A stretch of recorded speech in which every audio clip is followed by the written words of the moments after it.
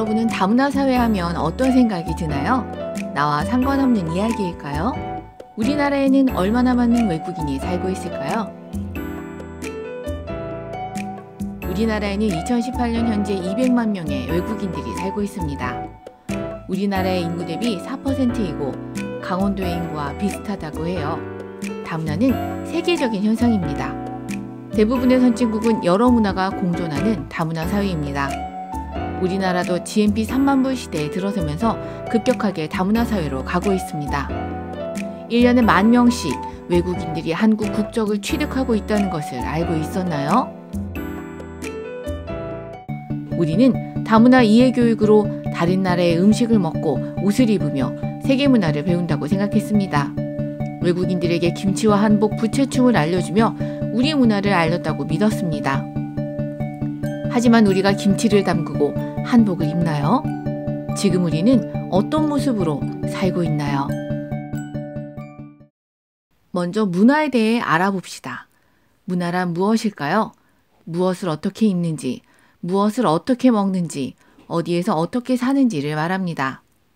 그럼 먼저 우리의 모습을 살펴볼까요? 여러분은 주말에 어떤 음식을 먹었나요? 이런 음식을 먹었나요? 이런 음식을 먹지는 않았나요? 우리가 자주 배달해서 먹는 짜장면은 중국 사람들이 우리나라로 건너와 중국 식장에 면을 비벼 먹던 것이 오늘날의 짜장면이 되었습니다. 양념치킨과 간장치킨은 미국 남부 전통 음식 치킨이 우리나라로 들어와 생긴 통닭에 우리 입맛에 맞는 양념이 더해져 생긴 요리입니다. 지금 우리가 즐겨 먹는 음식 중에는 우리의 음식 문화와 여러 나라의 음식 문화가 합쳐져서 생겨난 새로운 음식이 많습니다. 여기는 결혼식장입니다.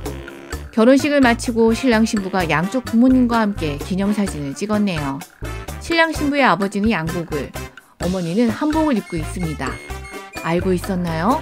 결혼식장에 두 가지 문화가 함께 있다는 사실을요.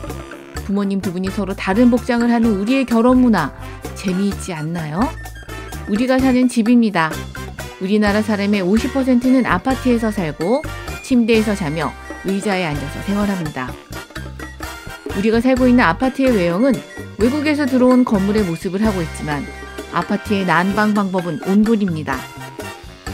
외국에서 들어온 아파트와 방바닥을 따뜻하게 하는 온돌이 합쳐진 우리의 집입니다.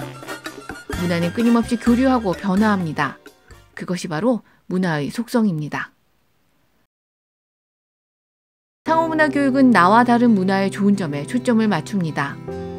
그리고 다른 문화를 보며 나의 문화를 새로운 시선으로 봅니다. 비슷한 물건, 비슷한 사람과 함께 있을 때보다 다른 물건, 다른 사람과 함께 할 때 새로운 생각을 할 기회가 많아집니다.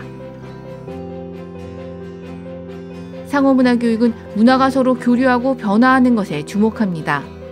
여러 문화가 서로의 다른 점을 받아들여 새로운 것을 만들어냅니다. 우리가 먹는 음식에서도 그 모습을 찾을 수 있습니다. 할아버지 할머니는 어린 시절 김치와 된장찌개를 주로 드셨어요.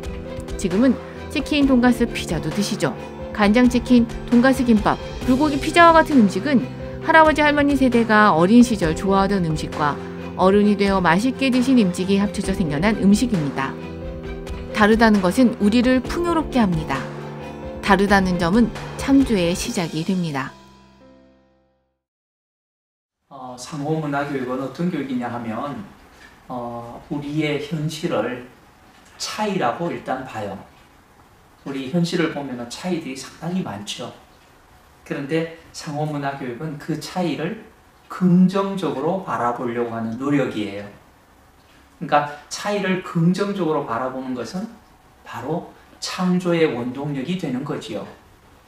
그래서 상호문화 교육은 그런 차이를 가진 우리들이 서로에게서 많은 것을 배우려고 노력하는 그런 교육이다, 이렇게 볼 수가 있어요. 다음 상황을 생각해 볼까요? 중국에서 온 첸지는 선생님께도 종종 반말을 하곤 합니다. 여러분이 첸지의 짝이라면 그런 첸지를 어떤 마음으로 바라볼까요? 잠시 생각해 보세요. 혹시 이런 생각을 하진 않았나요? 첸지의 이야기를 들으며 낯선 문화를 대하는 생각 순서를 익혀볼까요? 첸지는 왜 반말을 할까?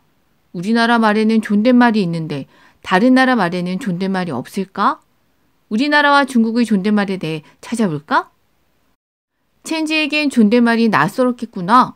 존댓말이 얼마나 어려웠을까? 다음 상황을 생각해 볼까요? 한유리는 베트남에서 온 흐엉이의 집에 초대받았어요. 흐엉이네 집에서 쌀국수를 처음 먹어본 한유리는 고수향이 강해 깜짝 놀랐어요.